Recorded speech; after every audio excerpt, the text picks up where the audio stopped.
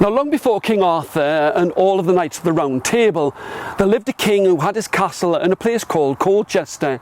He had a wife and a daughter, about 17 years old, and this daughter was tall and strong, beautiful, but best of all, she was clever. And they lived very well inside of this castle, but one day the queen died, and the king did not know what to do. He needed to have gold and silver and diamonds to make sure that everyone had food to eat. And he heard about a woman who had gold and silver and diamonds. But she also had a broken nose, and she used to spit when she talked. And she too had a daughter, but this daughter put her hands into fists who shook and shivered, quaked and quivered, and she would yell. But the king wanted to be able to help all of his people. And this is the way of it. He got married to this woman inside of all of the trees.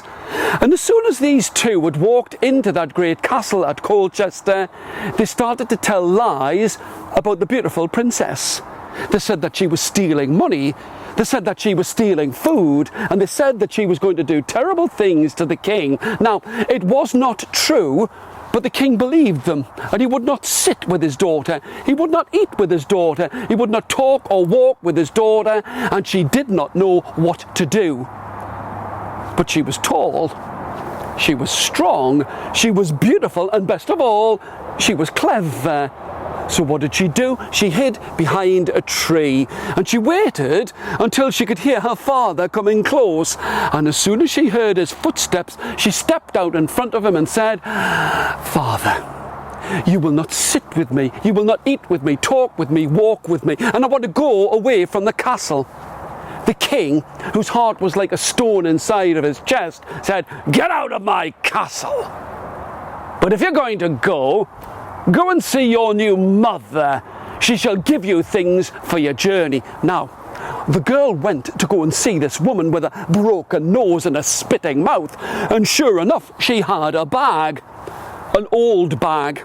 An old brown bag. An old brown canvas bag. And she said, "Inside of this bag, I will give you bread." But the bread was old and the bread was hard. "And I should give you cheese." But the cheese was covered in slime. And here, this evil woman reached inside of a cloak and pulled out a bottle and dropped it inside of a puddle and filled it with filthy puddle water. "And if you are thirsty, you can drink this."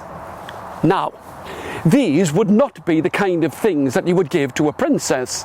But she took the bag, she took the bottle, and she walked on her way along a road until she met with an old man sitting on a rock by the mouth of a cave, and he said, "Good morning, and where are you going on this beautiful fine day?" The girl said, "Old father, I'm sorry to say, I've been sent away from the castle by my father. And he has given me a bag, and in the bag there is bread, but it's old and it's hard, and there is cheese that is green and slimy, and inside of the bottle there is puddle water." The old man looked. "Can I have some?" "You're not listening. The bread is old and it is hard. Can I have some?" Of course. She thought that the old man was a fool, but he took the bag and opened it on top of the stone. And he opened up the bottle, and as soon as his fingers touched the bread, it turned into the sweetest, whitest bread you ever did see in your life. The green and slime fell away from the cheese, and as soon as he touched the bottle, it turned into the clearest wine, and the girl gasped. The old man ate. The old man drank, and he said, "Thank you, you helped me.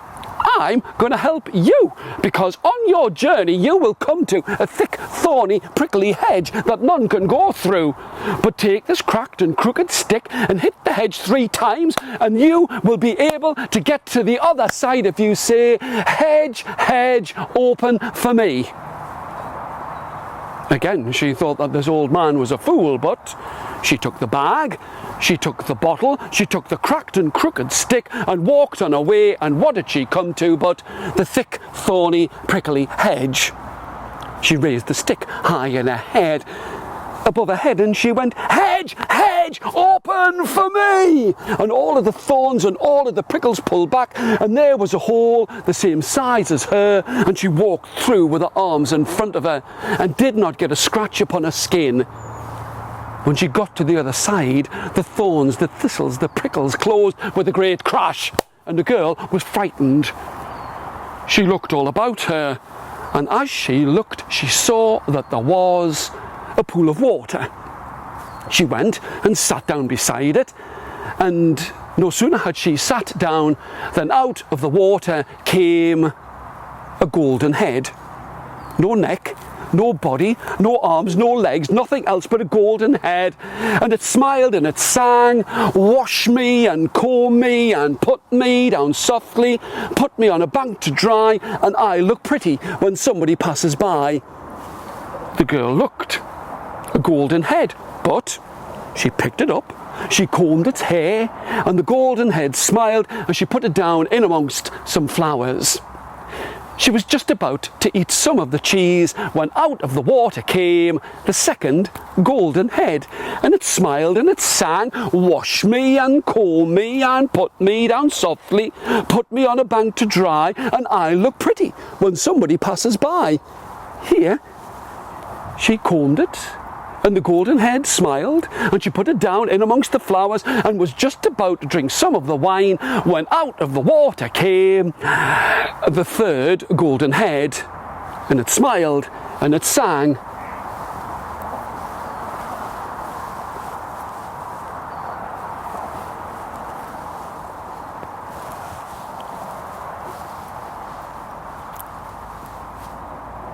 Now this time, the three golden heads spoke with each other and said, "What can we weird for this girl?" For they would not say, "What spell will we cast? What magic will we do?" They would say, "What can we weird for this girl?" And the first golden head said, "I shall weird it, that she will have a beautiful face." And it was done. The second golden head said, "I shall weird it, that she will have a beautiful singing voice." And again it was done. But the third golden head said, "My gift is not going to be a small gift, because she is a king's daughter, and I shall weird it, that she shall marry a prince." Well, the girl ate the bread, the finest that had ever lain on her lips, teeth and tongue, and drank the wine and ate the cheese, and replaced the three golden heads back into the water, and walked on her way and smiled and sang. And who should she meet upon her journey but a prince? He was out riding with all of his friends, and when he looked at her beautiful face and heard her beautiful singing voice, he fell desperately in love with her. He looked at her, and she looked at him, and they liked what they saw. He said, "Will you marry me?" She said, "Oh yes." Now the two of them were married in amongst all of the trees, and when they got back to his castle, when he found out that she was the King of Colchester's daughter, he said this, "Your father was a fool to send you away from this place, but we shall return to show him what a fool he has been." They mounted up upon horses covered with gems of gold, and they rode back to the castle at Colchester. And as they came back, the king was standing there at the top of the castle, and as he looked down, seeing his daughter coming back, he was happy. In fact, everybody was happy. Everybody danced, everybody sang, everybody ate, except for two people. The first had a broken nose and a spitting mouth, and the second was a daughter who put her hands into fists, who shook and shivered, quaked and quivered and yelled. But at the end of 3 days and 4 nights, the king said to this prince, "Would you be happy if I were to give you 1,000 pieces of gold?" And the prince said, "No. I have all of the riches that I could need in this world, with your daughter by my side." The king smiled. "That's a good answer. For I shall not just give you 1 or 3 or 5 or 7 or 9. I shall give you 10,000 pieces of gold." And the prince and the princess rode away from that place, and they lived happily ever after. But the Queen looked at her own daughter and said, "You must go on a journey and you must see what you can find." But she did not give her own daughter bread that was old and hard. She gave her cake. She gave her sweets. She gave her a dress that was made out of silver. She gave her a bottle that was filled with blood-red wine. But this girl, who had never done one day's work in all of her life, stamped and cursed as she went down that road, and she met with the old man sitting on a rock by the mouth of a cave, and he said, "Good morning, and where are you going on this beautiful sun-shining day?" She placed her hands upon her hips. "Mind your own business, old man." The old man was taken aback and, "What have you got in the bag and what have you got in the bottle?" "Mind your own business, old man. Inside of my bag and bottle I've got good things that you will not be bothered with." "Does that mean you will not give me any?" "No, not a crumb, not a bit, not a drop, not a drip, not unless it should choke you. And in that case, I shall go on my way." "In that case," said the old man, "I'm not going to help you." "Good," said the girl. And on she went. And what did she come to but the thick, thorny, prickly hedge? She saw a hole she thought she could get through. She took her arm and she plunged it into the middle of it all, and it tore at the silver dress. She pushed her other arm inside and it scratched at her skin and at her face, and the blood dripped from the tips of her fingers. And when she got to the other side, when she saw the pool of water, she started to wash the blood from off her hands, and from out of the water came the first golden head, and it smiled and it sang, "Wash me and comb me and put me down softly, put me on a bank to dry, and I look pretty when somebody passes by." Whereupon this girl took the bottle and bashed it between the eyes. "I'm not washing you." The second golden head came to the top of the water and she treated it the same. "I'm not going to wash you either." The third golden head, just the tip of its nose came to the top of the water, and she raised that bottle and she belted it between the eyes. But this time the three golden heads said, "What shall we weird for this girl who has treated us so badly?" The first said, "I shall weird it, that she shall have an ugly face." The second said, "She shall have a terrible voice," and it was done. But the third golden head said, "My gift is not going to be a small gift, for she is a queen's daughter, and I shall weird it, that she shall marry a shoemaker." Not the sort of person that a princess should marry. But this girl went on her way, smiling with a terrible face and singing with a horrible voice. And she came to a town that was filled with people, and when they heard her voice and looked at her face, they all ran away from her, all except for a shoemaker. He was a wise man. He did not have a wife, and he walked up to her and said, "If I were to make it so that your face didn't look beautiful, but it looked better, would you marry me?" The girl said, "Oh yes, I'd marry you." He said, "If I were to make it so that your face and voice didn't look beautiful, but they sounded better," she said, "Oh yes, I'd marry you." Now I've told you, he was a wise man, and he waited his time until she stopped being so angry, and he placed some ointment upon her face, and it didn't make her look beautiful, but she did look better. He used some medicine upon her throat, and she didn't sound beautiful, but she sounded better.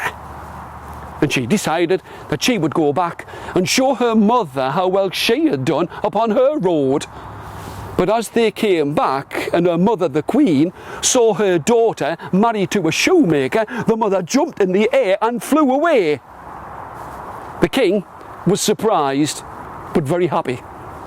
He said to the shoemaker, "Would you be happy if I were to give you 1,000 pieces of gold?" The shoemaker rubbed his hands together and said, "Oh yes, give it to me now." The king looked.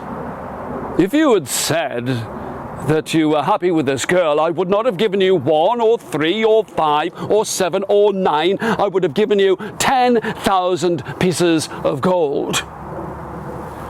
When the princess heard this, she walked up behind that shoemaker and she whacked him across the back of the head. "You stupid fool! We could have had 10,000 pieces of gold!" But when the king heard this, he shook his head. "No, you shall not stay inside of my castle. I will give you 1,000 pieces of gold, but take this girl and never return." The two of them rode away from that place. The shoemaker was quite pleased. A princess for a wife and 1,000 pieces of gold. And they rode till they came to a house, tall and strong and straight. And inside of that place, the shoemaker made a shoe shop, and he would hammer and stitch the shoes of anyone who passed that way. And with time, the girl stopped being so angry, and he stitched up that silver dress, and the two of them became friends, and with friendship there came love. And as far as I know to this day, they live inside of that house, stitching and hammering at shoes. A story about 3 golden heads.